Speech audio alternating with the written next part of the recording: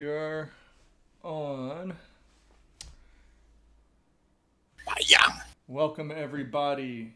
This is the Crash with Dash show, but today is Wrestling Wednesday. So today I'm going to be working with a very, very good friend of mine, somebody who probably has more wrestling knowledge historically than anybody I've ever met.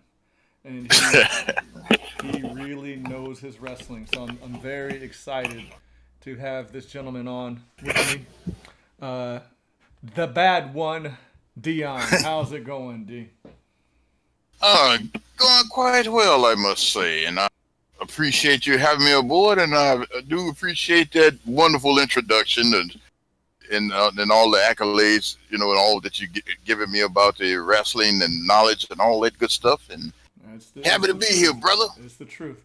So, as I said, this is the inaugural show on Crash with Dash, Wrestling Wednesdays. We'll be doing this every Wednesday unless something happens. There's a lot going on in the wrestling world. We are going to try our best to keep up with it. We've been watching NXT, AEW. I'm going to have to start watching Impact Wrestling again on Twitter. It's just hard since there's no way to DVR it or anything like that for me. But I'll definitely start making exceptions and doing my homework to make sure we talk about Impact Wrestling, because there's some good things going on in Impact, especially with Miss Tessa Blanchard, who is by far one of the most talented wrestlers on the planet right now. So I'm going to at least have to watch for her sake. And, we, as you can see here, it shows the NXT logo for right now, but we're not really going to talk about this past takeover because Dion has not seen it yet.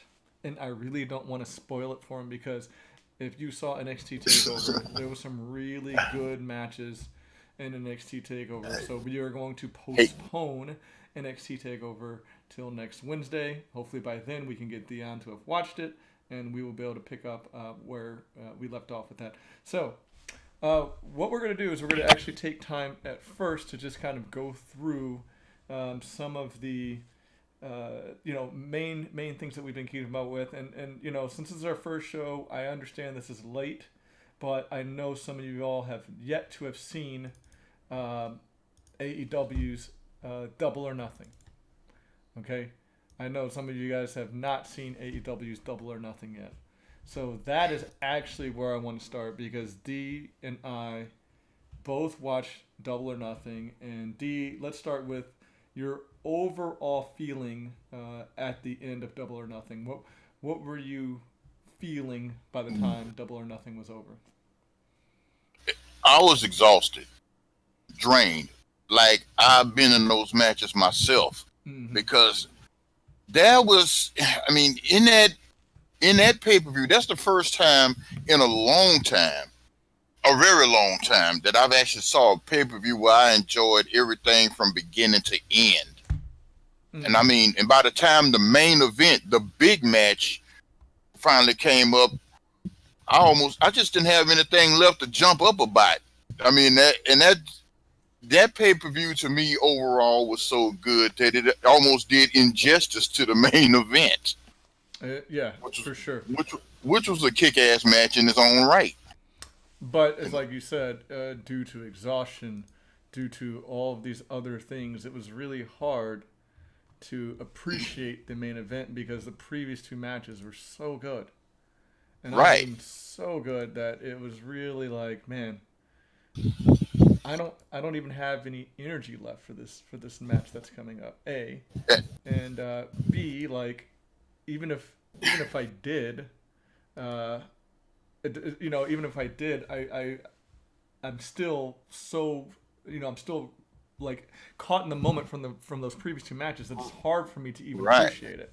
So even if you had the energy, it wasn't even about the energy. It was about everything else that was going on with it. It was so good, so good. And I don't mean to cut you off, but man, no, go for it. Because you literally said you didn't have any energy left for the main event, man. And I was right there with you, and we was actually trying to build up our energy, and it wasn't even for the match. It was just so we could drive home. Oh yeah, for sure. Because everything I'm gonna say this, even some of the matches that were, I would say, a little more lackluster than the rest of the program, had its moments where where it started slow, but then it really picked up the pace once it got going, and then it wasn't lame enough to where you could actually call it a bad match. You just say maybe had some lackluster moments, Sure. like the women's triple threat match when it started off slow, and then man, before too long, it picked up. People was hitting their spots. Some people were just taking bumps, but they were damn good bumps, selling moves. And then the rest, just really showcased a lot of athleticism. And you got caught up in the match and forgot all about, how it started. I mean, that's just a small example of what I'm talking about. Nobody suffered that night, in my opinion. No, and for whatever reason, I this is just side note. For whatever reason, it's not showing the right thing. So there's the category issue. It'll be fixed. So if you're in the Anthem room, I apologize. But we're gonna keep it going, and I'll just upload this into the blogcast show. But anyway, side note, that's something that's not for you, D. That's for the one person that's actually streaming us right now. But yeah. Okay. But yeah, for sure. And I agree. And let's talk about those three matches, because those three matches I feel are everything else was good. It was good. I'm not saying it was bad. The Joshi women's wrestling match had great spots. It had great moments. I'm not going to say that, I was completely bought into it. But, I appreciated, something different than what we're used to. Because I do believe with what Khan said, when Khan basically said, that AEW is for the lapsed wrestling fan, and so I kind of feel that way sometimes when I'm watching WWE. I'm not gonna lie, I DVR it and I fast forward through the stuff that is just either too predictable or just it doesn't capture my interest at all. And that's the main word right there. Predictable. Yes. Even in it's the so-called creativeness. Mm-hmm. It's predictable. You can see it coming a mile away. Mm-hmm. I mean, it's like you wrote it yourself and then threw it away, and they just picked it up out the trash and decided to run with it. Exactly. So I believe that this is going to be a good alternative, and I do believe that WWE has their alternative in NXT, but until they really start treating NXT like it's an A show, we're going to have to rely on AEW to fill that void. But let's talk about that first of the three, which is by far, in my opinion, the best match of the night, the Cody versus Dustin Rhodes. Oh, yeah. This gave me a newfound respect for Dustin Rhodes. Not saying that I didn't like Goldust. I mean, to me, Goldust creatively, I'm thinking about his run with Booker T, and the Goldust Booker T to me is magic. It's one of the best things that has ever happened in wrestling, as far as WWE in the past, however many years ago that was. It's very memorable for me. The Goldust Booker T stuff is very memorable for me, so I really liked that. So I'm not going to say that he's the problem. It's just I didn't know that, especially at the age of 50, that the storytelling that those two put on, which goes to show you that they number one have a lot of knowledge of the industry. Number two, even if you're an indie wrestling fan.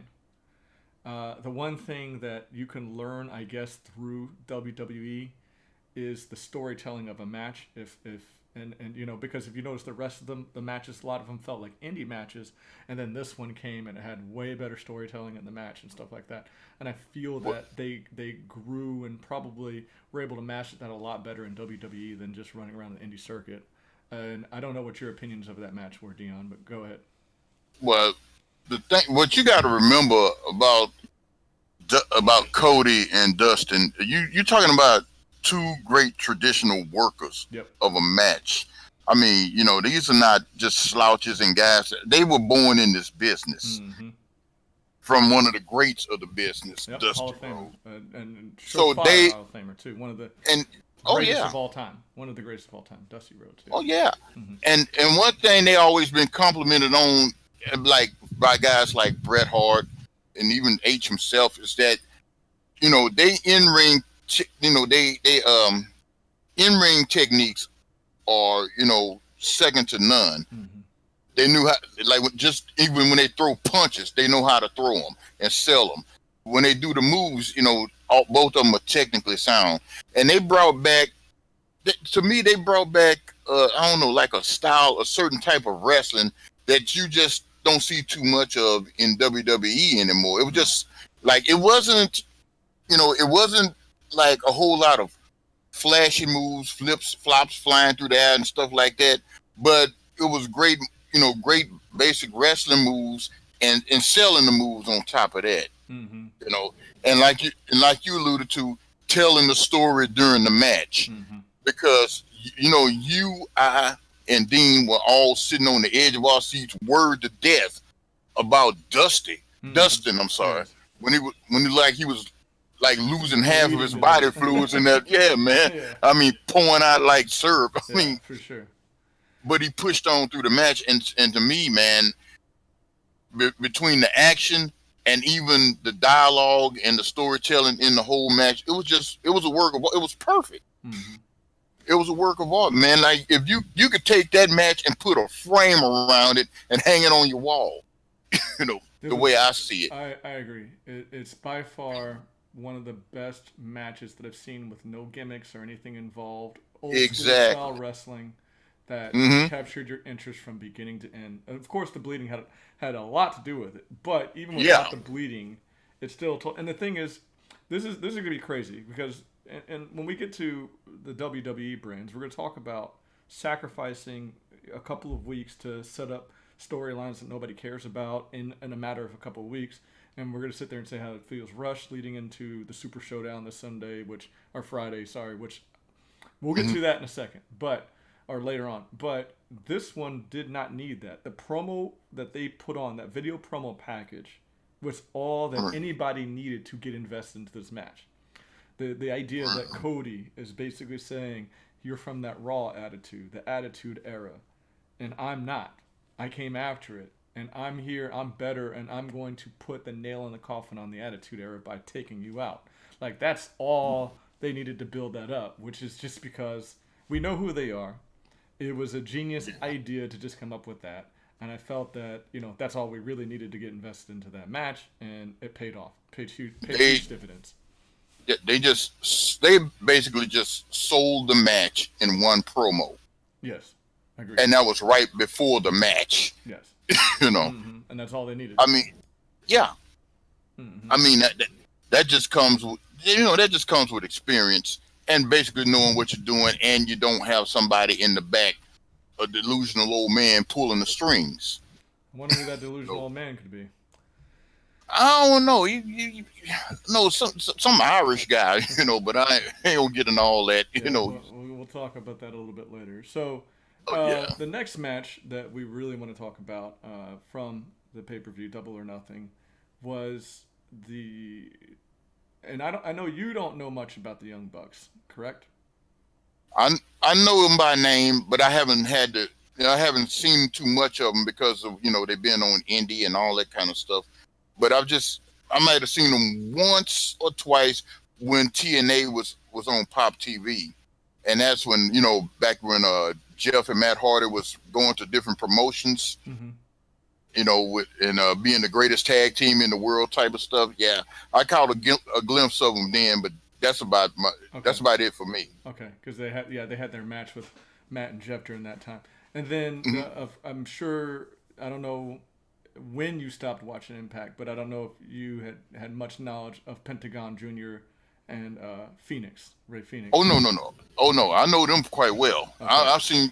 I've seen quite a few of their matches in TNA, yes, or Impact or whatever. And the minute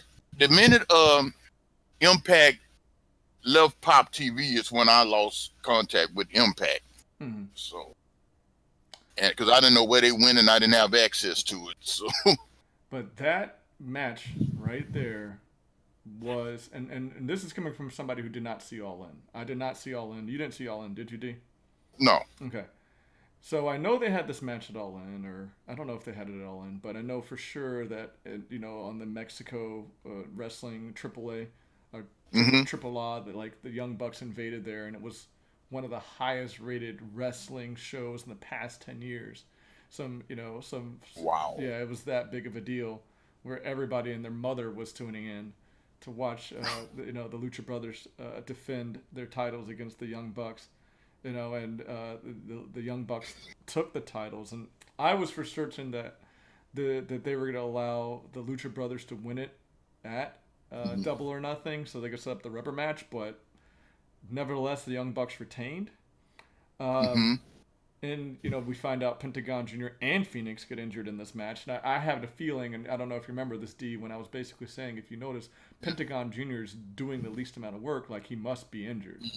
Well, yeah, that was something I meant to tell you, because he did. He injured his arm during the match. I don't remember quite what move it was or when it happened, but it was kind of like in the earlier stage of the match. Got it. And that's why you saw his a lot of his moves limited, where Phoenix had to carry it for the team.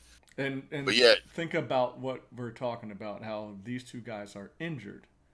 Yet, that match, still incredible. Still phenomenal. Like that's what we're saying. Like, these guys are world class at what they do. The Lucha Brothers, the Young Bucks, no doubt, world class. I mean, the match was still very good. I mean, I'll always remember the spot where they did the double Canadian Destroyer, the Lucha Brothers, and I think one of the Bucks, I can't remember who it was, took it on the apron. And that was just... Oh, yeah. That was just disgusting. I mean, there was so many good spots, but that was definitely my spot of the night. And didn't one take a brain buster on the top rope or something like that? Or? I heard that was Sami Zayn's move before he went to NXT. And it just goes to show you that a lot of these NXT guys are, they're solid. Yeah. And then they have to water down their moveset when they make it to the main roster.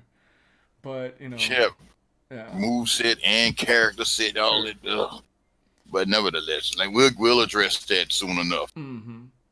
But it was this, and the one I do agree. There's a lot of people who criticize, and I'm gonna go into their. I'm gonna kind of go halfway in, halfway out with this.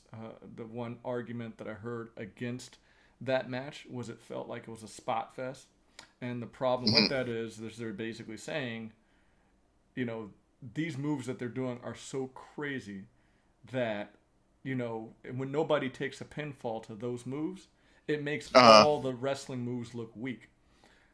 Yeah. I agree with it to that extent, and maybe they went a little overboard. But I also, when you look at the greats in wrestling, like when you look at The Undertaker and versus his matches with Shawn Michaels or Triple H, they take a lot of finishers and kick out as well, moves that should beat people down. And I think that they're trying to say that the Young Bucks and the Lucha Brothers are both on that caliber to where we can take a lot of finishing moves and still kick out. And that's why I didn't have as big as a problem with it as a lot of people did. Well, what it's doing, at least in my opinion, because I've seen a lot of moves that I've seen just moves that are about 10 times weaker than that would have had me down for a week. But what it does is sells the resilience of the fighter. Yes. Because I mean that's all it's really doing. Now I would say in a lot of situations where they taking a really vicious move that they have no business kicking out of, they should do more saves from their partner. Saves from the partner, or longer to cover up. Where there's the delay. Right. Yeah. Exactly. Where they got to crawl and it take them an extra few seconds or something like that. Yeah.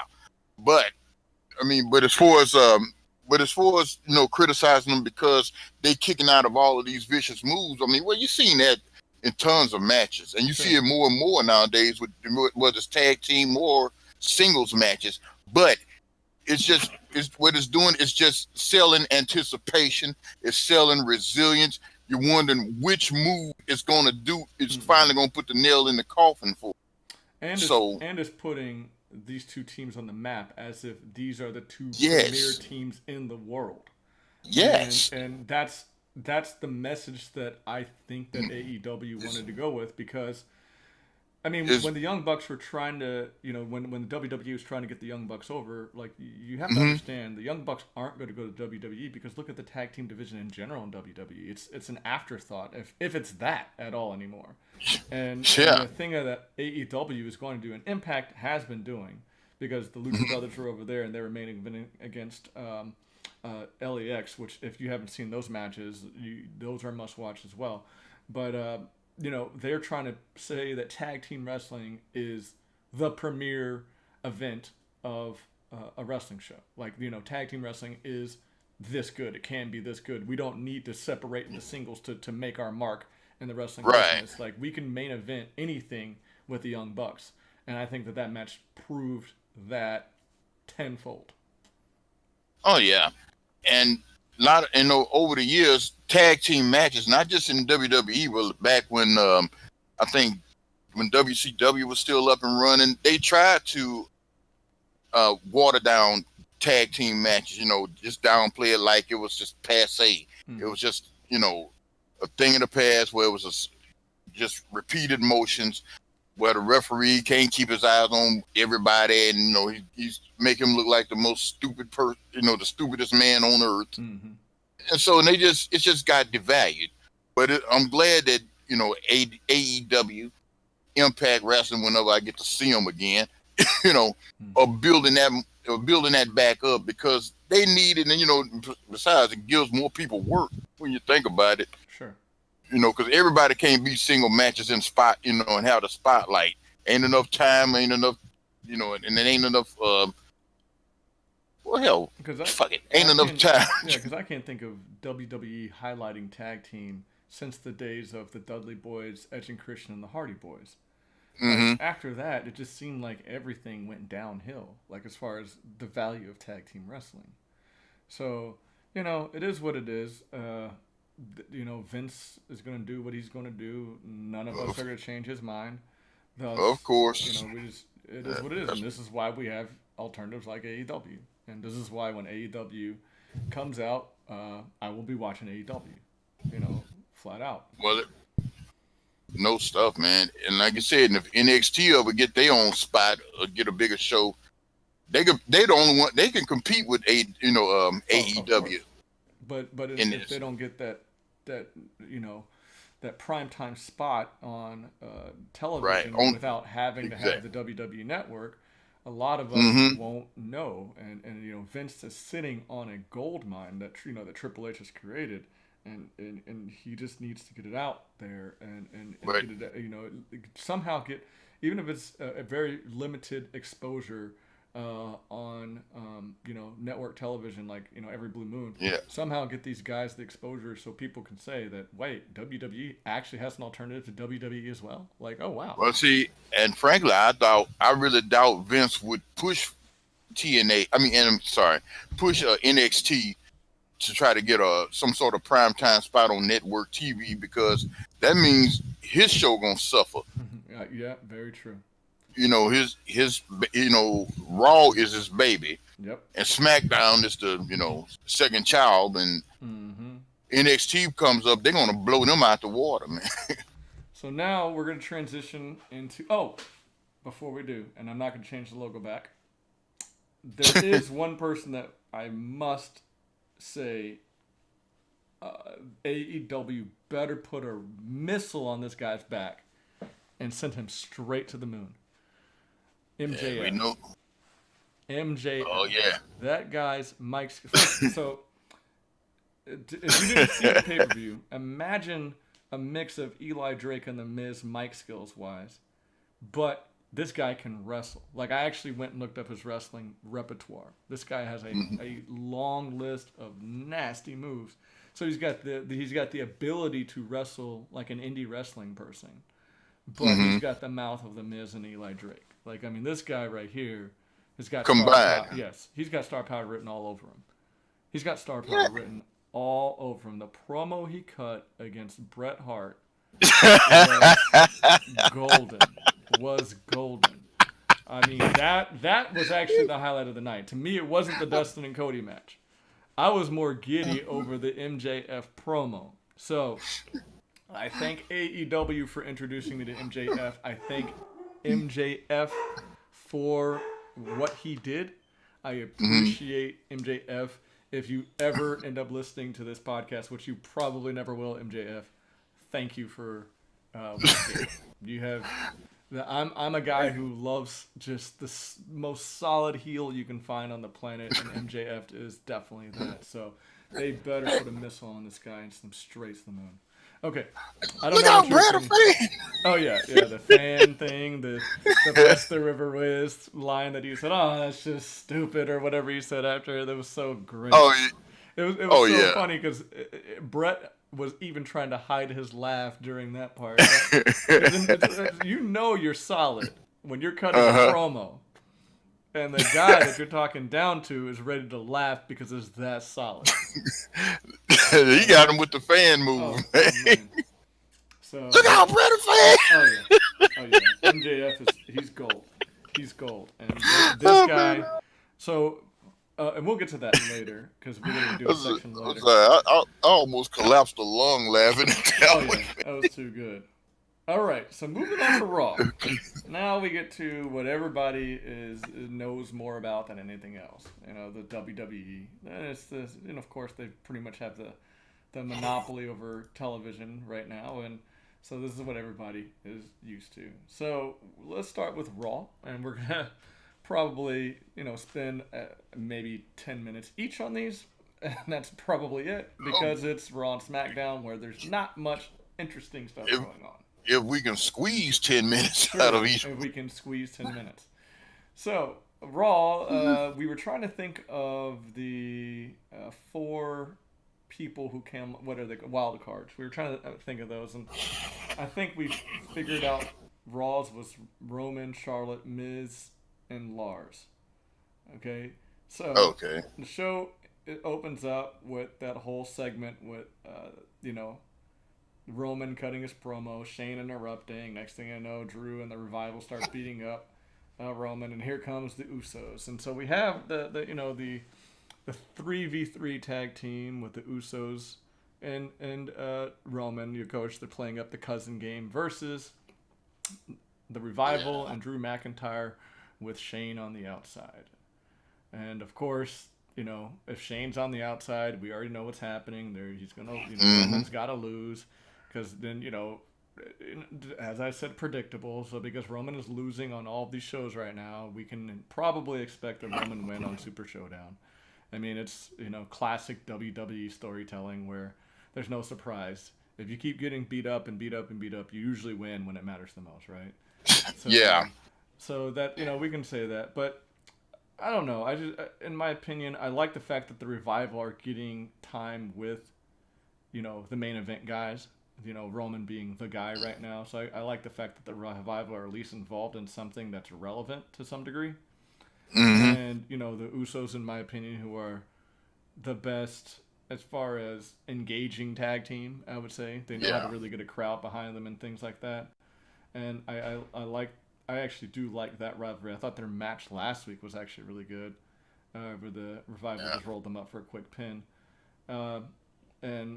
This is going to be an unpopular opinion on any wrestling wrap-up. I'm not a Roman hater. I'm not a Roman lover, but I'm not a Roman hater. And let's put it this way, out of all the previous guys post-Attitude Era, because really it's just been John Cena. I think I can stomach him way more than John Cena, me personally. So, really? Yes, I can. Like, John Cena's moves are just so ugly to me that I can't watch a John Cena match and get it. The shoulder blocks just drive me crazy. Remember, shuffle. Well, wait a minute. He did cut the shoulder blocks down from 4 to 2. Oh, okay. They're still hideous. So he probably heard you. The thing about Cena, and a lot of people get on me about, a move is a move. Yeah, but everything about this is, it's like, that'd be like saying, because this is all entertainment, right? Right. And so it's like dancing. If somebody does a flare, or like, let's just pick b-boying. If somebody does a flare and their knees are bent and they're a little wobbly and they don't fully complete the flare, versus somebody who has straight legs want to do the flare and then come all the way around and they can go into another move. There's a difference between those two. So I don't want to hear people say, "Oh, the move is the move." No, well, no, the move is you not gotta. the move. There's a certain attitude and flair you can throw behind it. It makes it your move. Right, because you gotta be able to sell it. Sure. Not just for the guy taking it, but for the person delivering it. And you gotta for the viewer watching it. Like I want to see something look good. Right. I mean, even if it's just a move. Okay, a move is a move, but you want to make it believable. Mm-hmm. I mean, that's the whole purpose, right? Let's put it this way. I don't know. Believable doesn't always. I don't say it necessarily always needs to be believable. Here's why: the classic rock kick, like putting that little jerk into his kick before he kicks you, is not making the move more powerful, but it's making it signature and it's making it great. And, right. And this is even coming from somebody who I'm only a heel Rock fan. I'm not a face Rock fan. So Rock, he is who he is, but that signature flair to it made it great. Like John Cena has no signature flair. If there was an exact opposite of signature flair, John Cena has all of those. Like if there was just like signature dud looking move, John Cena's got that on lock. Like all his moves just look like duds.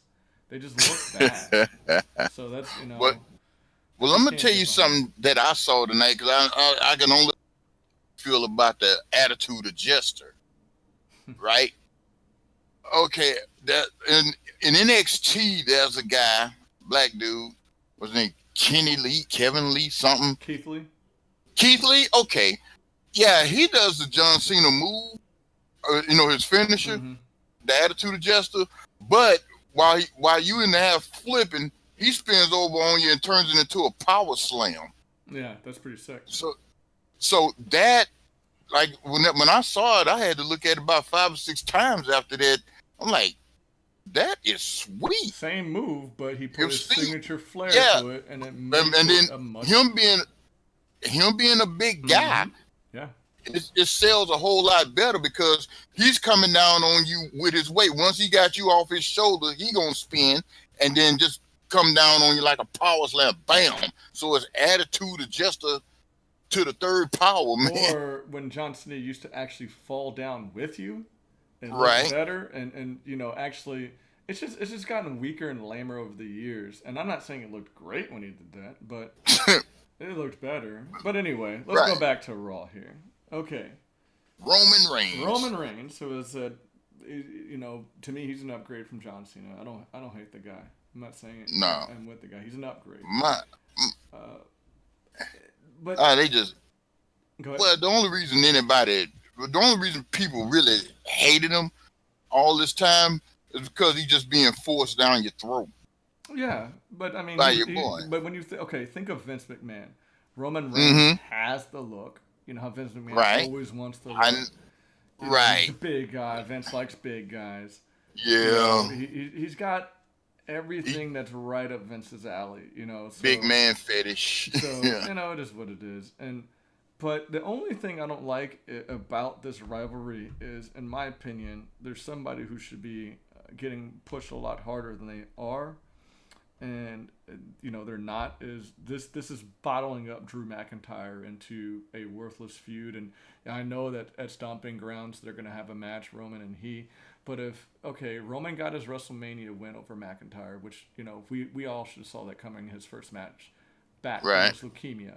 But if they don't put Drew over Roman in this next match, then everything that they've been doing with Drew has been all for naught. I think Drew has potential to carry, the brand as one of the top heels in the business, and he already is. Yes, but he is that. But then, if that's the case, then they're not doing their top heels right, because he doesn't feel as threatening as a top heel should. He just more like just a basic heavy. Yeah. The heel to come in to do damage, but there's really no payoff for him. Yeah, there's no payoff. So I mean, that's just my opinion of that whole thing.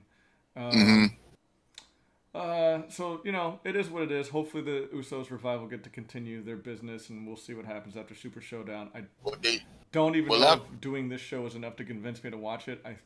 I'm on I'm on the boat of trying to boycott it just because they've sacrificed a couple weeks of TV just to promote this glorified house show, which is, if it's going to be anything like last year's Super Showdown or whatever it's called, it's going to be god awful. I didn't even finish it. I mean, those Undertaker really? Kane promos, Brothers Destruction versus DX promos were some of the worst promos I've ever seen in all my years of watching wrestling. You can't even find them on YouTube. I tried, and maybe you can, but you got to go deep into YouTube because those need to get saved and put those like on the same segment, like on our blooper reel with the Shockmaster or the Black Scorpion, and you throw those promos in there. They're that crazy. So Well, Vandy probably got them in the vault already, well, never to be seen again. we need to put them on. We need to put them on in a venue. No, I mean the WWE Oh vault yeah, where I know, and we probably with him should go on the network and find them just so we could put them next to the Shockmaster and the Black Scorpion. with him Which are singing, fantastic by the way, Black Scorpion, singing and dancing, the stand back and all that. Yeah. Okay, so there's that. The next thing I want to talk about. I'm a big fan of women's wrestling. I will start by saying that if the right women are involved. Yeah. Lacey Evans. Lacey Evans versus Charlotte. Now, you would think, for me, and you know this, D, Charlotte is, if not one, she's 1, 2, she's in the realms of best female wrestler on the planet. As far as everything that she can do, everything that she brings to the table. Right there with Tessa Blanchard. Yes, that's why I said I got to start watching Impact with her. To me, my top 3 female wrestlers right now: Tessa Blanchard, Charlotte Flair, and Asuka. Those are the top. And Asuka. So, if Lacey Evans has a match with somebody who is this good, and not only that, she had a match with Natty, like her first match leading up to the pay-per-view against Becky Lynch was against Natty, and Natty's supposed to be somebody who can make you look amazing. Right. Now, I love her character work. I love the Lacey Evans character. But her in-ring, she needs to really polish that up. And, I think put a little pledge on it. I don't know what they need to do, but they got to figure out a way to get Lacey Evans wrestling to match the character. Because, I don't keep up with, I don't do all the WWE rumors. Yes, they're out there, and yes, I hear them, but the plan was, and we can see that this is probably not a rumor, it was probably true, that they're going to have the women's division be led by Charlotte, Becky, Lacey post-WrestleMania, and we're seeing that. But you cannot put Lacey up there until her in-ring work is competing, or at least, and I've seen her in NXT, I saw her in the Mae Young Classic, and I thought she did fairly well, but as far as, when people make that switch to the main brand, her match quality is just not good. But then they need to hold her back. I mean, let her still cut promos and things like that. Right, but I mean, as far as until her match quality steps up, they need to not try to push her just yet. Make the same mistake that they do with a lot of other people. And I can't remember. She had one match that I thought was actually solid. It was one. And I can't remember who she wrestled, but when you're saying 1 out of, I can clearly remember 3 matches. It was I think it was Becky Lynch. She didn't win the belt, but she put on a good match. No, it was. I'm talking about on non pay-per-view. It was a non-pay-per-view match. Because even the Becky Lynch match, I thought could have been better. But there was one that she had on Raw or so where it was actually a pretty good showing for her, and it's like, man, if she could just do this week to week, I'm all behind the character. I know she did a qualifying match between her and Natty to take on Becky Lynch on Raw. But as I said, that match did not look good, especially with somebody like Natty who. That's supposed to be her thing. What does Natty do better than everybody else? I make you look good. That's Natty's thing. And I don't feel like she made Lacey look good, and I don't put that on Natty. Right. I'm not putting that on Natty. I love Natalya, so I'm not putting it on her. I'm putting it on Lacey. So I just and either Lacey or the way that they want Lacey to be, they need to figure it out.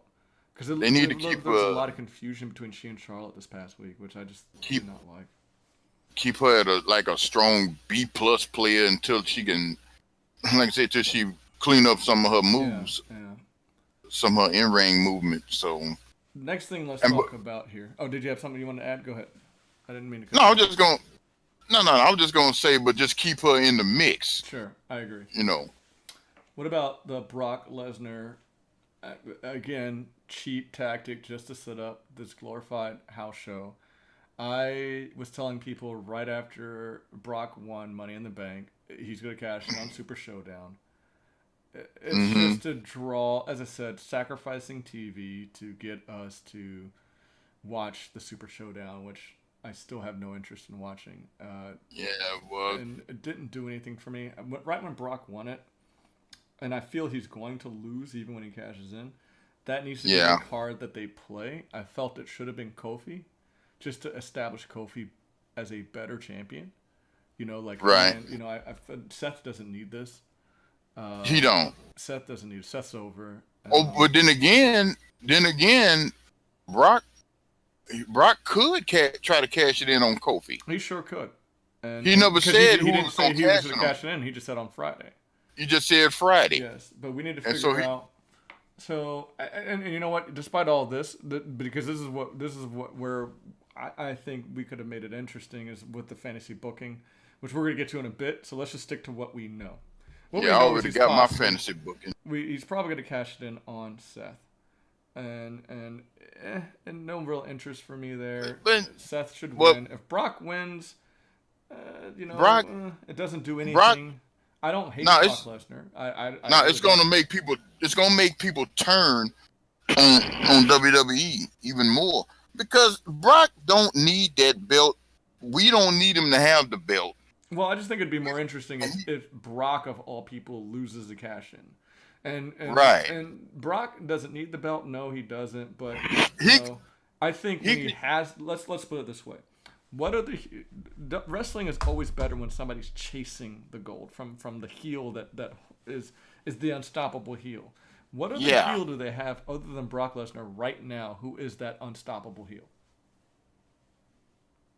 None right now. Not you mean because of what we've been saying. They haven't put Drew McIntyre into that position. Unless, I'm about to say, unless they into that position, you know. And I think Seth Rollins should have a feud with Drew McIntyre pretty soon. Sure, or Sami Zayn, who Sami Zayn's heel work has been fantastic, and you know, and this is coming from somebody who did not like Sami Zayn until he switched heel and. To me, the music is great now. Because the music went from awful to magical because now he gets to play with the audience. So now you see blue skies and birds singing. Well, no, because he gets to play with the audience and come out there and dance and everything, just to turn his back and start talking down to them. So it's just so perfect for his character.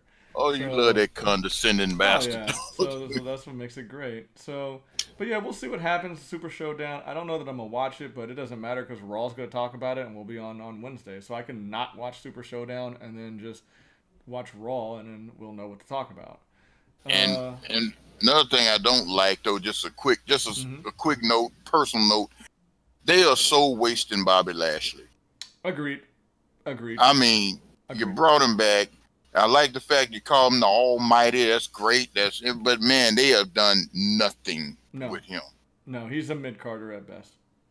I mean, and that's not due to his athletic ability. Not just athletic ability. Because this is if you have not been watching Impact Wrestling, you would not know this. That Bobby Lashley's promo work in Impact was actually a lot better than Bobby Lashley. We could all agree is nowhere near the best guy at cutting promos. But the only thing he did in Impact, it was real simple. It was a simple formula. I'm going to beat you up. Oh, you say that to me, I'll beat you up and I'll do this and that to you. Very simple, but you believe that Bobby Lashley could do that. He was just a guy who, in Impact, he was a badass. He knew it, and he just told you. Yeah, exactly. That's it. I'm a premier fighter. I'm going to beat you up. Blah, blah, blah, blah. Yeah. Simple. But no it makes catchphrases. Sense because we all believe that when you look at Bobby Lashley. Yeah. So just let him be a man of few words. Yeah, exactly. But they hard hitting words because it's the truth. And that's it. And just like they should have, right now, let Brock Lesnar lose this belt, start a feud with him and Lashley. Sure. And neither one of them needs to turn face for it. No, no, that would because be he made a few references to Lashley before. Mm-hmm. Let those two badasses duke it out in the ring. And have them do a rubber match. Build it up. Yeah, make it a rubber match where one wins one, the next one's the other. Yeah, do things like that. And all they got to do to get that going, just the way I see it, Brock Lesnar loses, him and Lashley bumping into each other in the back, and both smart remarks made. Because we know Lashley's gonna lose to Strowman. We know that. And boom, man. Yeah. You got it right there. Bam. The dream match people have yet to see. Yeah, exactly. What about Rey Mysterio having to relinquish the U.S. title, which, in my opinion, the U.S. title has zero significance anyway. As far as I'm concerned, he could have did that from the house. Sure. And then, but the great thing is letting Joe shine by choking him out afterwards, which is great. But yeah. You want to talk about another heel who's getting wasted? Yeah, Joe. So, I mean, if you've been watching TNA for as long as we have, I know what Samoa Joe can do. Samoa Joe can be your top heel as well. And he can put on some matches. Big boy can move. Yeah. And so, I mean, he got this, but I guess he ain't Vince's build, I guess. When you think about it, we've just listed three guys who have potential of being top heels that you can revolve the promotion around. Drew McIntyre, Samoa Joe, Bobby Lashley, where you could build them up to Brock Lesnar status as far as heel work goes, and maybe have Brock be more unstoppable than them, but still have them on that level where they're not always losing out to Roman Reigns or they need help. They need help to beat these guys and they have to cheat. I love cheating heels, but leave that to guys like The Miz. Where you look at The Miz and you're like, okay, this guy's going to have to cheat to win. Sure, let him cheat to win. Right. Leave it to The Miz. But not with guys like Bobby Lashley, McIntyre, and Samoa Joe. Oh, and another guy who I don't know why they haven't turned into that, and he's now getting reduced back to mid-card, which I thought they weren't going to do that when he made his move to SmackDown, Elias. So, it is what it is. But we'll get to SmackDown in a second. Scrubbing him. And then next, what about the Triple H, Randy Orton? They're a little, Oh, you said something? Yeah. Yeah. What? You know what? That's Super Showdown. That is a good question. What about Triple H and Randy Orton? I mean, who cares? Yeah. I mean, you just rehashing a dead rivalry. I don't care. There is absolutely, just like the Goldberg and Undertaker match. I mean, of course, that has a little more, well, to me, a lot more flair than this, but there was no build up for this. No, you're just throwing big names together just to sell a pay-per-view, and there's nothing behind it. That's like me taking a Mercedes Benz and just putting it on my piece of crap car out there. And then did you see how Randy Orton broke character when Triple H started talking about his balls being so big and Randy Orton's cheesing from ear to ear? Like, like he broke character where, he's supposed to be upset, but he's like laughing about what Triple H is saying. Yeah. That just actually just made it even more silly. And you just highlighted the next thing we're going to talk about, the Undertaker, the "You're next," and then it goes off. Like, apparently he was actually saying more, but it cut off when he said "You're next," which is actually really good. Actually, it turned out to be really good because I thought he was just they were going to end it with "Rest in peace," but then no, they cut it off at the exact moment when he says "You're next," and that actually made it get better when you just hear Goldberg, "You're next," Yeah. Right. Actually made it better than if he would have said finished with the "rest in peace." So, but Goldberg did it for him, though. Yeah, of course. And we're gonna. You're next to rest in peace. Yeah. Yep. And that sounds exactly like Goldberg. I thought that was cool, man, to give it right back to him. You gonna take my tagline, I'm gonna take yours. So I guess we'll just and since you already made the segue into it, we could skip it when we get to SmackDown. Goldberg's response, like I was telling you before we came on air, in my opinion, and this is coming from somebody who used to love some WCW Nitro back in the day. Mm-hmm. Never liked the Goldberg character. Just never liked the idea of the Goldberg unstoppable brute force guy who's not very good technically. You know, and Mm-hmm. you know, it just never worked for me. I want to, you know, Or I like, respect good wrestling, and Goldberg never really gave that, or, or good storytelling, or any of that. You know, he just oh, kind of like what Scott Hall said one time during a promo back in WCW day when he was threatened by Goldberg. You know, said, "Well, Goldberg said he's gonna do this. Let me see. Oh, really? He's gonna do what to me? Let me see. Jackhammer spear, jackhammer." exactly. It's, and he started Very talking this stuff limited. too. What Scott Hall, you got to remember, is one of the best in the history of the business. So he has every right to pull that out, right? Yeah, but he was being this outsider smart ass, you know, Of the course. jackhammer Speaking of spear Scott jackhammer. Hall, I was having a debate with some coworkers, and we came to the Yeah. conclusion that the NWO is nothing minus Scott Hall. Oh no. Like you can No. take Kevin Nash out, and you still have the NWO. You could even Yeah, have the third guy be somebody other than Hollywood Hogan. Now, Right. you know what? I disagree with that because that's what brought everything really crazy with the NWO is when Hogan, the cardboard cutout guy, the guy, turns heel. So I take that back. The NWO is made by Hollywood Hogan turning heel. But even still, Scott Hall is the glue. exactly. No Scott Hall, the NWO interest is nowhere near the level it is. So that's just a testament to how good Scott Hall is.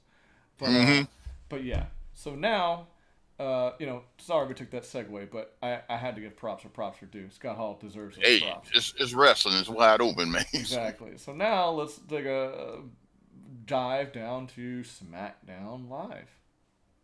Okay. And let's look at the agenda we have for SmackDown Live. The Dolph Ziggler attack. Oh, as we said before we get to the Dolph Ziggler attack, we couldn't even think of the fourth wild card. We had Alexa Bliss, the Revival, Drew McIntyre, and I don't even know if Drew McIntyre was really considered one because he really just ambushed with an ambush tactic.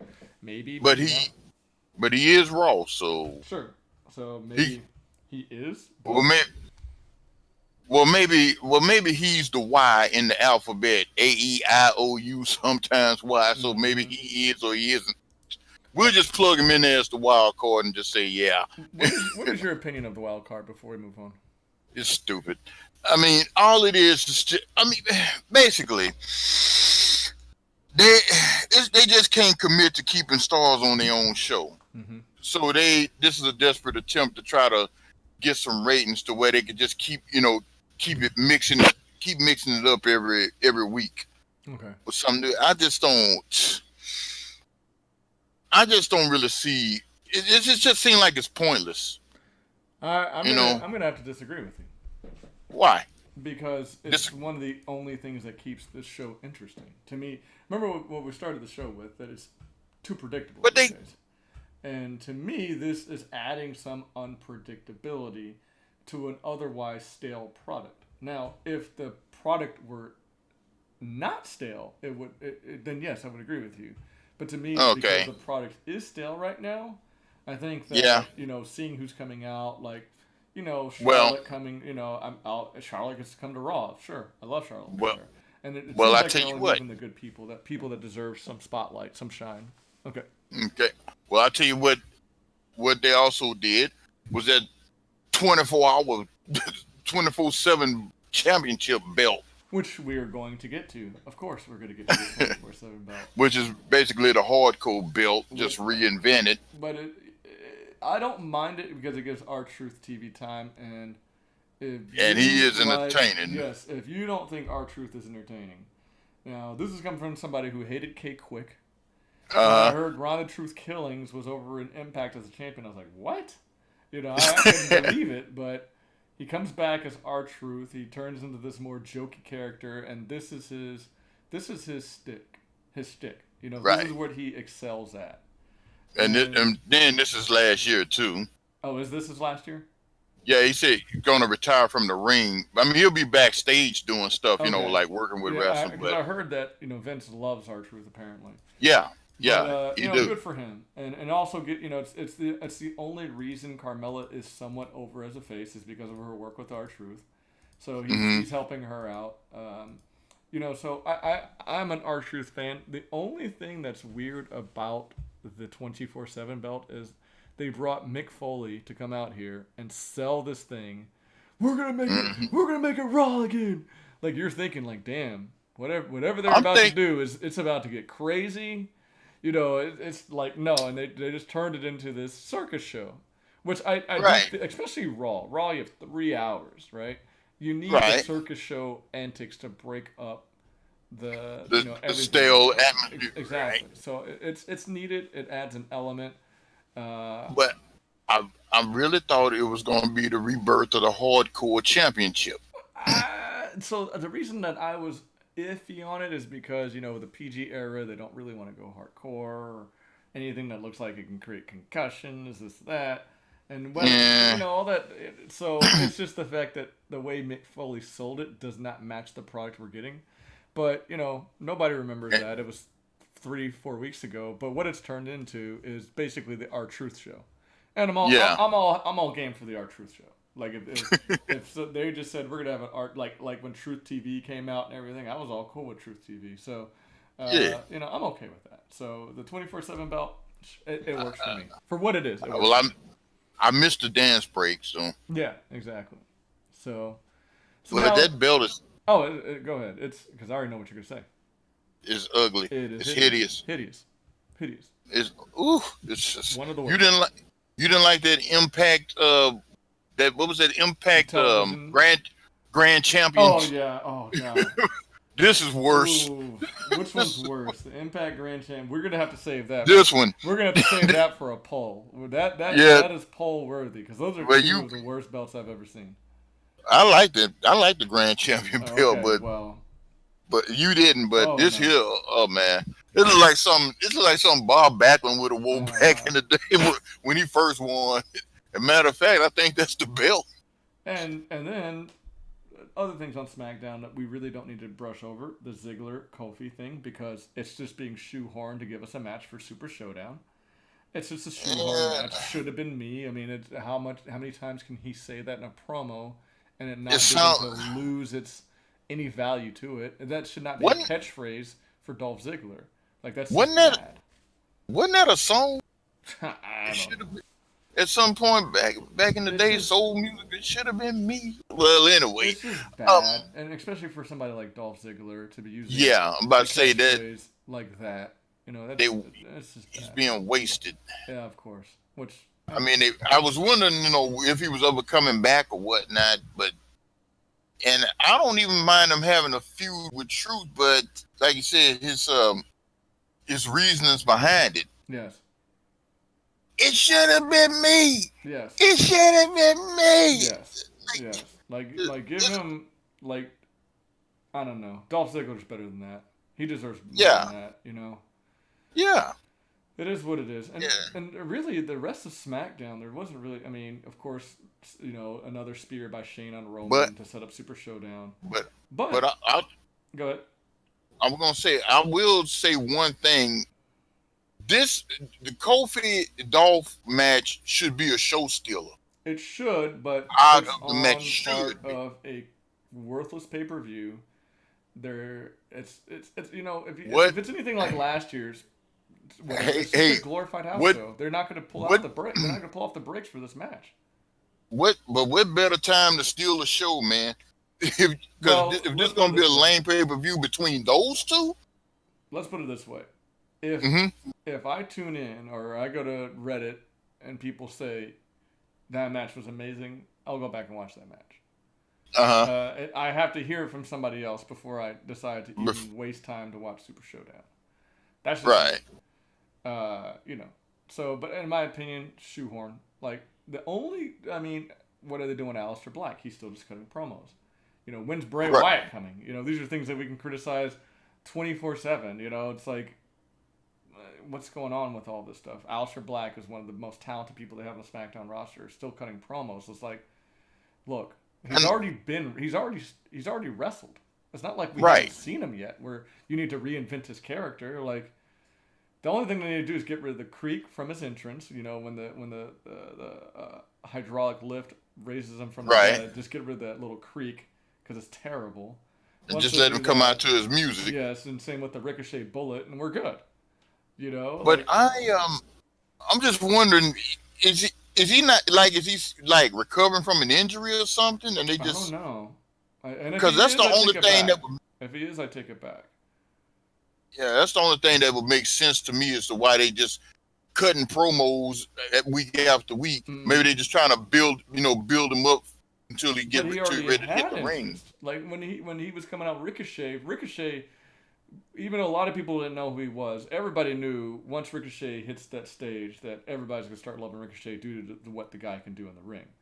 Aleister Black, people when he debuted, he was getting big, huge pops. To where if it's all about reinventing a character, it's like completely unnecessary. Like they could have done it in a week heel turn would have been enough if they're trying to turn him heel.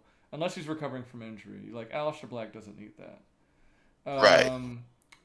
You know, the Andrade situation, his squash match with Apollo Crews, and then Balor comes in. Yeah, it wasn't even I mean, that was just kind of not even worth talking about. Wasn't even a match. It was just no, and it's not even worth talking about. So we're gonna move past that. The Lars Sullivan promo. Lars is one of those heels who needs to stay quiet. That's how I'm gonna sum it up. He's somebody where should not have even given him the opportunity to speak, and he would have been better off without that promo. Just let him keep intimidating. Yes. The people in this. Yes, or make him a man of few words. He said way too much, and I think that's where it started to lose its value. Is that he was just saying way too much. All he needed to say to answer that question and just let it ride was because I can. And just and then just leave or something, you know. Yeah, it was. I could have done without the Lars promo, and then why do you go ahead? The whole thing with the three blind mice poem that he made up. So the only thing of value that we really got from SmackDown then is the women's match with Carmella, Alexa Bliss, and Charlotte, because this actually is going to determine who's going to face Bayley at Stomping Grounds. And to our surprise, it's a Raw star, Alexa Bliss. I'm glad to see Alexa Bliss back in the ring, first and foremost. She's by far the best talker out of all the females in WWE. And you know, everybody, if you know me, you know I love talkers. And she's the best they have. So it's great to see her back in. And obviously she's going to lose to Bayley. You know, no secret. As the WWE is very predictable.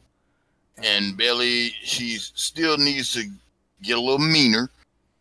I mean, Bayley to me, it doesn't her, to me.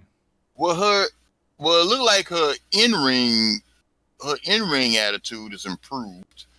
But she's just a little more vicious, but still her mic skills is still too, like she's still trying to find her way, man. I mean, agreed. You know, and to me, even if people like the hugger character, I think it's getting very stale.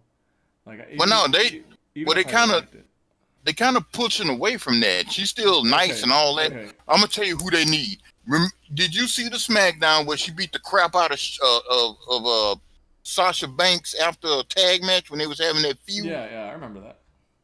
That's the Bayley everybody really wants to see. I think that this is going back to what we're gonna do later, fantasy booking, because I fantasy booked Money in the Bank.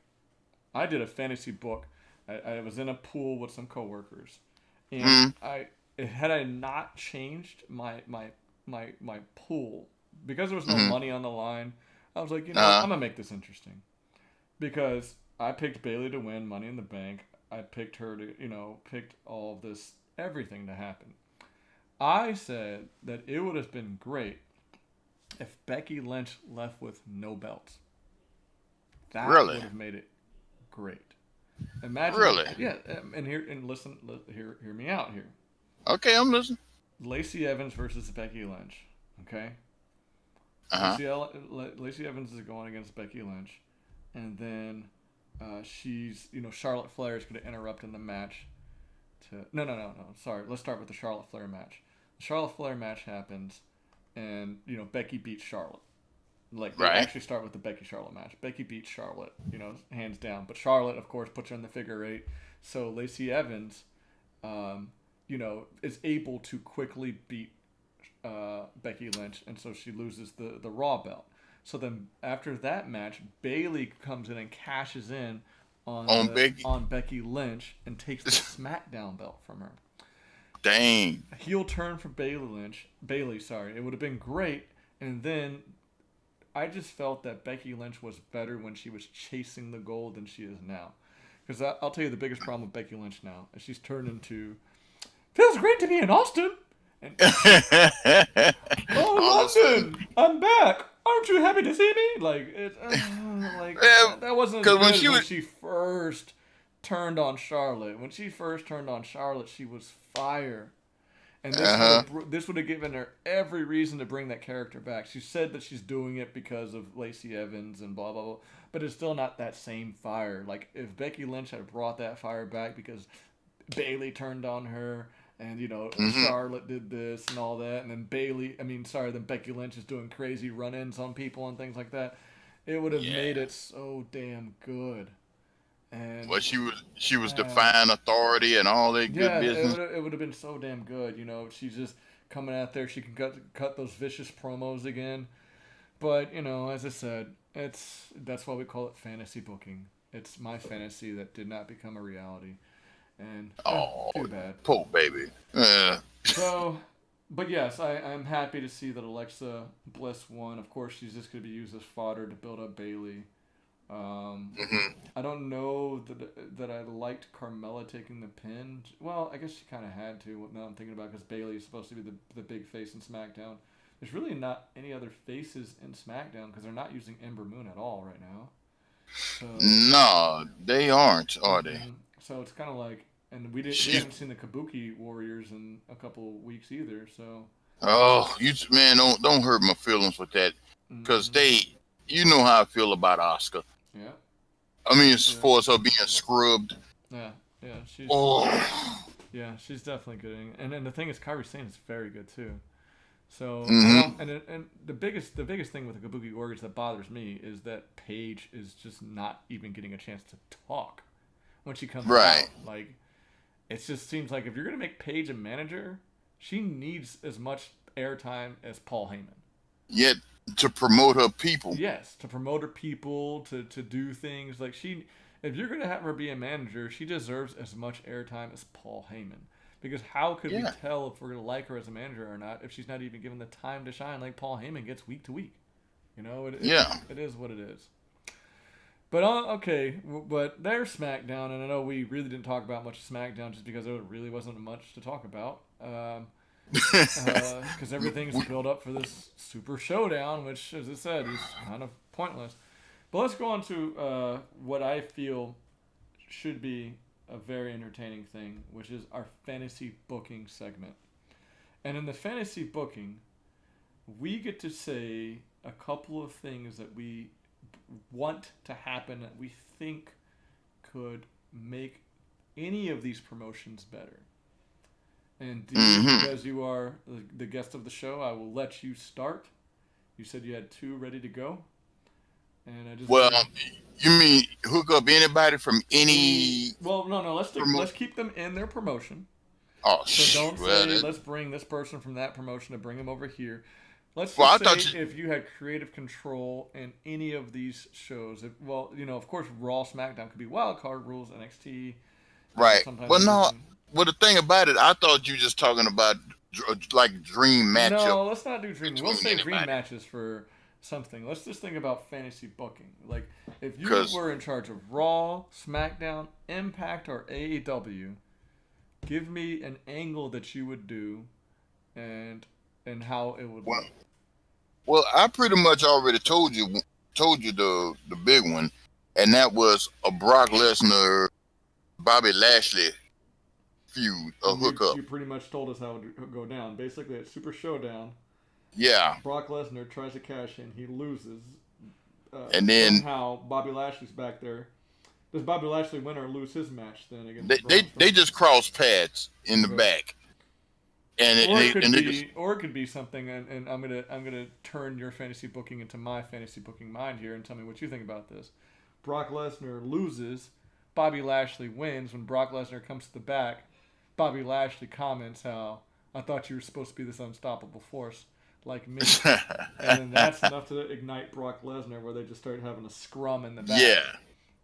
Right? Like something like that could somehow make it interesting, right? It's believable. It would work, and however they do it, it would be great. Mm-hmm. I have no problem with that scenario. Yeah, I think at all. You know, that's just my fantasy booking mind coming into play, and it's like we said, believable, great. No need for weeks of build up. Just a one moment thing, built up, and you're ready to go. All they gotta do is get in each other's face. Hell, they can even go at it in the back, and security and everybody get between them. You know. Okay. But it can start a feud and build a match. You know, build up to a match. Agreed. Here goes one for me, and because I saw him wearing the shirt.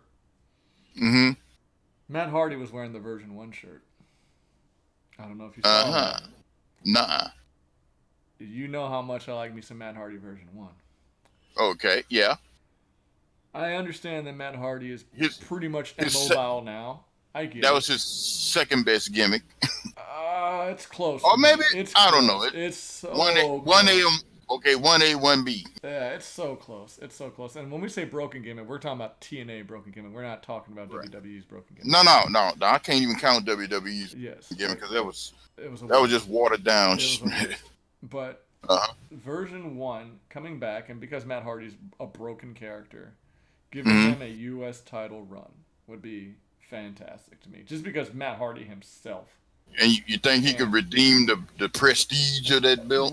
If they go back to the Matt facts and all of those things and turn him straight heel like he was with a version 1.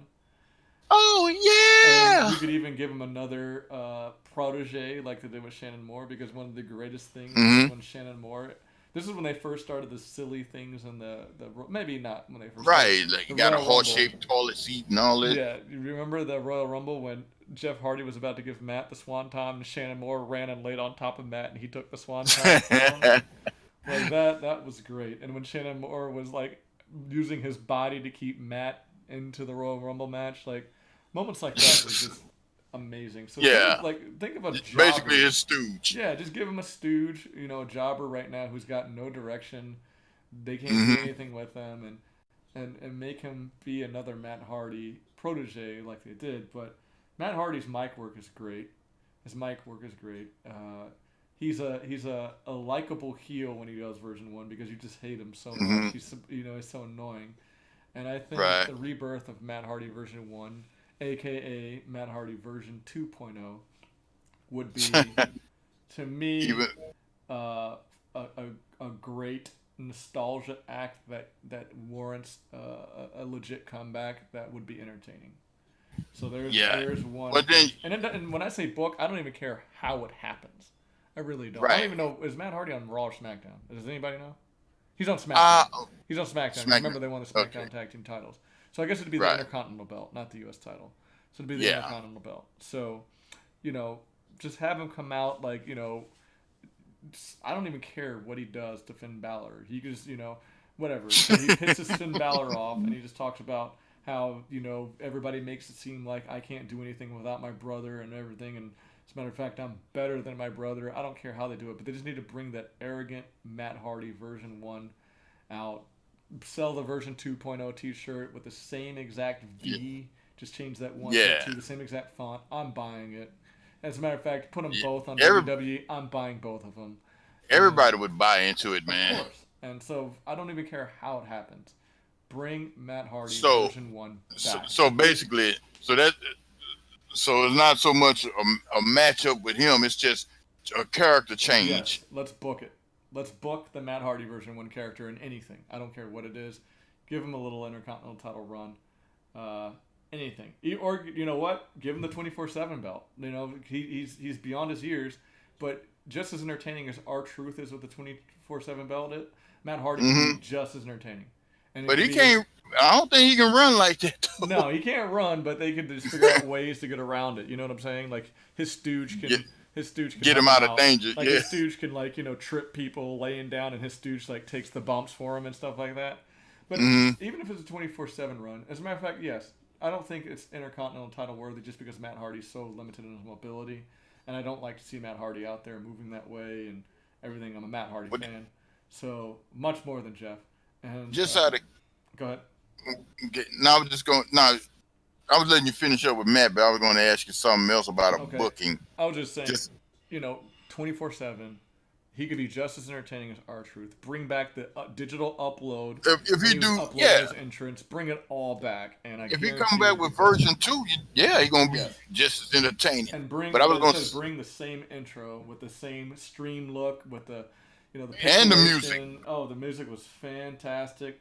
Bring us Matt Hardy version 2. Okay, go ahead. Now, I was just gonna say, just out of wild card booking here, even if they just did it for one night, what would you think about Lars Sullivan and Braun Strowman? I don't think that's fantasy booking. I think that's a slow build that they're gonna try to do. They're just gonna save it for the right moment. Maybe WrestleMania next year, like the Monster versus the Freak. Yeah, they have it written. It's all up there. It's basically, if they don't do it, it's like how we're saying it's just as bad as them not even considering Bobby Lashley versus Brock Lesnar. Like it's in the same vein as that. Like, why would you not do it? So, for me, that's quite fantasy booking because I think all the cards are leading towards that at some point. So in my opinion, I don't know whether I quite call that fantasy. Well, I'm gonna tell you before you said no cross promoting, you know what I had in mind? It was gonna be Charlotte Flair and Tessa Blanchard. That's just a dream match. I know. That's a dream. I say triple threat it. I say go fatal 5-way. Throw some Rhea Ripley in there. Give me some. Throw who? Rhea Ripley, NXT UK. I don't know if you've seen her. She's. I heard her name. Classic. Throwing some Shayna Baszler. I'm good to go. Shit. Throwing some Kairi Sane. I'm good to go with that too. They're all very different styled wrestlers, and all add an element to it. Just have some type of crazy match with like those 7 women, and I guarantee you it would be incredible. Sweet little Kairi Sane. Kairi Sane. The Pirate Princess. Oh man, that would be an insane match. That's one way of putting it. Got money written all over it. I seen that other chick you're talking about too. Did EO something whatever? I like Kyrie over EO. I mean, I hate to say it, and I'm not saying I don't like EO, but I just think Kyrie is just a lot more polished. And so I'm gonna stick with those women right now. Like if I were to start a women's division dream core, those would be my core women in the women's division. I see a lot of upside for Rhea Ripley. I see, Shayna Baszler. I think has polished up a lot in NXT. Wait a minute. What about your girl? Damn, you called her earlier, man. Alexa Bliss? No. The black chick. Ember Moon. Yeah. Ember Moon is good. I just think she's a notch below. It's like to me, Alexa Bliss is. I love heels. Alexa Bliss is the best. She and the Queen, I feel have, and I think that they've kind of established, these great heel characters, and I still wouldn't even put Alexa Bliss in there. And that is nowhere near a knock to Alexa Bliss. It's just the other women that I've named. Their ring work is so much better than all the rest of these women, and Ember Moon is probably like a notch below them. I think Ember Moon has all the potential in the world. So, you know what? Because I threw Rhea Ripley in there, I'll throw Ember Moon in there too. How about that? Okay. Same basis. So, yeah, that would be an amazing match. In my eyes. That would be amazing. But, let's see. Fantasy booking number 2 for me. Fantasy booking number 2. I'm going to stick into the realm of WWE. Just because there's more going on. And I already said it. Bailey heel turn. I don't care how it happens. Just turn her, huh? Turn Bailey heel. I already gave you my scenario on how they could have done it, but they blew it. Bailey needs to turn heel. She cannot. The last thing we need is another female John Cena, or a female John Cena, where John Cena, everybody's been waiting for him to turn heel. Yeah. He never did. And, I don't think we want that. I don't think we do. Yes, I'm pretty sure she sells merch to little girls and everything. And this is probably why it's never going to happen. She's a role model. Sure. But it's just like... And she ain't even PG. She's G. Yeah. I'll give you another one that I came up with. The Roman Empire. Actually have the Roman Empire where it's he and the Usos as a heel stable. Oh, him, the bloodlines? Yeah. Yeah, you know what? Like, you're not the only one. I mean, because I thought about that too. I'm like, okay, the Shield is done. Yeah. But him and the Usos can hook up. Yeah, and as a unit. Called the Roman Empire, and he's the main guy, and the Usos are there, and you get to throw Tamina in there as their female, and you have Samoan bloodline. Exactly. The heel stable. And you know what? Right now they got the combustible elements to do it. Well, because I agree with that. The only Nia Jax could be in there too. Sorry. The only thing that I think what they need to do is the Roman Empire is one they could save for later because, since Roman has come back from leukemia, he's a complete baby face. The crowd loves him, and everything. Right. But it's not gonna last forever. Like once and as I said, this is coming from somebody who I've told you earlier. I don't mind Roman. But this okay, all right, you're back from cancer, great. Once it gets to year 2 that he's back from cancer and back from leukemia, which I'm happy that he made a full recovery or it's in remission. I'm happy for that. Right. But it's going to get stale again, where people are going to start booing him and all that stuff again.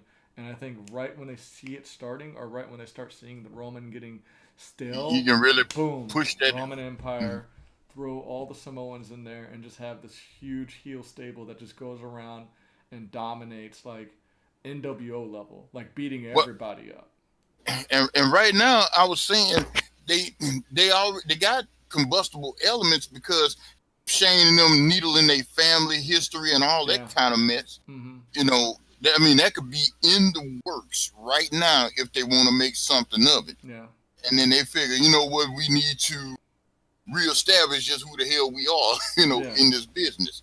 Yeah. The Usos, Roman, Nia, And I think Roman could actually put on much better heel promos than he could face promos. Yeah. I really do. Like he was more popular heel. Mm-hmm. And I could see Roman putting on much better heel promos than he does face promos. So I think that would be a really unique thing that the WWE... to me, these are ideas that will make people not feel lapsed. We're talking about the lapsed wrestling fan, And the way... And go ahead. Okay, I was going to say, and the way they could work that is they don't have to have a problem with the fans. Say, you people this, you people that, y'all talk... No. They can just come in with a purpose. Yeah. But they just need to be butchers and really go after everybody. Savage. Yeah. Now, just be freaking savage about it, man. Don't give a damn. Yeah. These are ideas that I think that if WWE could do, would literally keep people glued and not even worried about AEW. Yeah. Despite the fact that AEW is going to give you better wrestling, but the WWE fan will be like, yeah, but if I want better wrestling, I can just watch NXT. And so when I think of my fantasy booking, I know a lot of people, whenever I say my things, they say they're all heel centric and everything, and I agree. But everything is better when the face is chasing the heel, right? Right. Everything is better. So I always book around heels whenever I do my stuff, just because. They got to remember what makes a good storyline is when the heel is on top. Yes, and the face. When the heel, ultimately overcomes. Right, because that's the feel-good story, and you Exactly. finally reach that moment. But when why do people watch Batman? For the Joker. Mm-hmm. You know what Batman gonna do to Exactly. the average Joe, but the Joker's the one who always kind of had his number. Yes, and this reminds me of I know I'm gonna get a lot of backlash for what I'm about to say. I don't feel Kofi Kingston should have won the title at WrestleMania. Not because he did not deserve to win, and I understand. I'm all for establishing a first true black champion. I'm all for that. I just felt that it was too rushed, and that the Daniel Bryan character was so he started getting nuclear heat. Right. And I feel with his hemp belt. And that was fantastic, by the way. And everything that Daniel Bryan was doing was getting. I felt that Daniel Bryan should have cheated to win at WrestleMania. Mm-hmm. The next pay-per-view, Kofi gets screwed over again. And then the pay-per-view after that, Kofi wins it. So Kofi wins it like 2 months later. So basically stomping grounds. That keeps the momentum on Kofi Kingston. The fans are still going to want him to win, and they're going to talk. They can still say, kept getting screwed over. And I understand the magic. He did it at WrestleMania, So if everybody's like, yeah, well, we need the first black champion and everything, and WWE champion, we've never had that, which to me is still a little downgraded for the reason that the Raw title itself is always going to be the premier title. And I want to see, I'd like to see an African, a true, like 100% African American. I'm not trying to say The Rock's not African American, but 100%. Like when you look at them, there's no shadow of doubt that dude is straight black. That's a brother. That's a brother. He grew up in the hood. You know what I'm saying? Things like that. So I'm saying that the Raw title still needs to be held by that for me to get over the WWE holding. Right. Expanding. Just like when Booker T was champ, he always held the WCW version of the world. He was on Smackdown. Never the main. Never the main. And so to me, even though it is great that Kofi won it, but there still has yet to be one holding that main belt. And we all know that Brock Lesnar, if he's fighting for the Universal title, that's the main belt. We all know that. So that's just I guess a little segue that I had to mention there. But this I feel that if Kofi would have somehow gotten screwed out of the next pay-per-view, Daniel Bryan somehow screws him out of the next pay-per-view, it puts so much nuclear. It'd be beyond nuclear level heat that Daniel Bryan gets, and then when Kofi wins it at Stomping Grounds or Super Showdown. No, man, don't imagine that. Now Super Showdown, I'm gonna watch it. Really? But they didn't do it, and and I get it, but I'm just saying that the fantasy in me would have loved to see Bryant hold that belt through Money in the Bank, and then maybe at Super Showdown, Kofi overcomes. That would have been me in my fantasy booking, and ways that I think that the everybody else in the WWE, quote unquote WWE universe, would keep their intrigue with the product and not even what's this AEW? I don't really care about that. I mean, WWE's good. Why do I care about some upstart company that it's gonna be a spot fest over there and everything? I don't really care. It's just a spot fest. If I want to see high caliber wrestling, I'll just watch NXT. But that's the problem, is that WWE is not keeping us engaged with anything right now. Match quality, promo quality, none of that. Well, it's already a foregone conclusion that the match quality itself is not gonna match up to NXT or AEW, and we all know that. So, but that means that you but have to they strong point storytelling with the production. Right, exactly. You have to, and the production and promo. And I wouldn't even mind. I'm not even asking them to up their wrestling to AEW or NXT. I'm not even asking them to do that. I'm saying we know you're not going to do that. So that means that you have to deliver tenfold on your storytelling and your promo work. And you have the pieces to do it. You just need to do it. And if Vince would just not micromanage the whole thing, or if Vince would, yeah, basically what you said. If he wouldn't micromanage everything and give other people, let them have their own personality, Yes, and maybe let them shine through. Maybe the writing staff they have is just not good enough to do it. I don't know. From what from what I understand, though, or at least from some sources that I gathered, is some of the team, they're taking a lot of unfair heat, the creative team, because they would spend, hours late at night having a nice layout made out. Then Vince will just scrap it. Yeah. At the last minute. Yeah, like very last second. Like it'll be. It's the plan. Oh, by the way, today is the day of the show. It's not the plan anymore. Yeah. Yeah, and it ain't so much that it's just over the top, full of greatness and nothing, but it's better than a lot of the stuff we've been seeing. Sure. That get you by anyway. And then just to have it at the last second. That's where I got it from. Dean Ambrose was doing an interview talking about that, man. Moxley. Yeah. So and I agree that could be a lot of it, but and it's him. Mm-hmm. Sure, but I will say that Vince is a genius. I'm not going to take the genius away from Vince McMahon. Vince is a genius. Yeah, but that horse done ran this race already. I don't know that the horse has ran its race. I think that every genius has moments of, these moments. They're not going to be great every single step of the way. And I just think right now he's in a slump. That's my opinion of Vince McMahon. I think he's a genius. I mean, the Attitude Era was the best, most exciting time in wrestling history, and I'm not disputing that at all. Yes, and that's Vince McMahon. So he's a genius. But when you go into a funk like he's been in, I agree that he's definitely in a funk. But I think he ain't listening to anybody else. Yeah, well. Anybody that can help, make the product better. Agreed. Because all the guys saying they got ideas. They got, not just the writers, the characters and everything to say, well, why don't we do A, B, and C? And it's good ideas, but he just won't listen.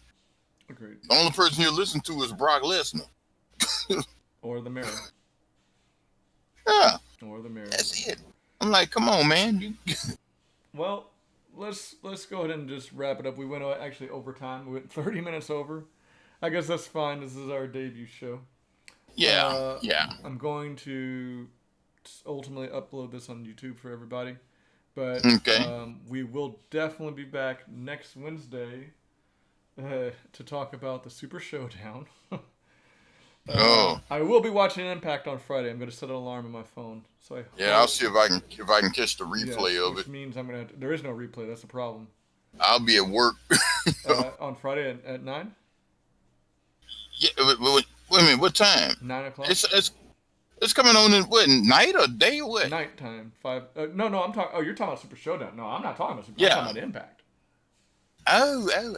Okay. You have to help me out with that one. Yeah, I'll get you onto the Impact, and then we'll have a lot more to talk about, and and as I said, some of the things I know we brushed over fast, but it's all built up for the Super Showdown, and so to me that's irrelevant. So I'm sorry, I didn't have any passion about it. So it is what it is, and we'll come back next week with some more content for you guys. This is J Dash. That is Dion. Yep. This was Wrestling Wednesdays. Thank you, guys.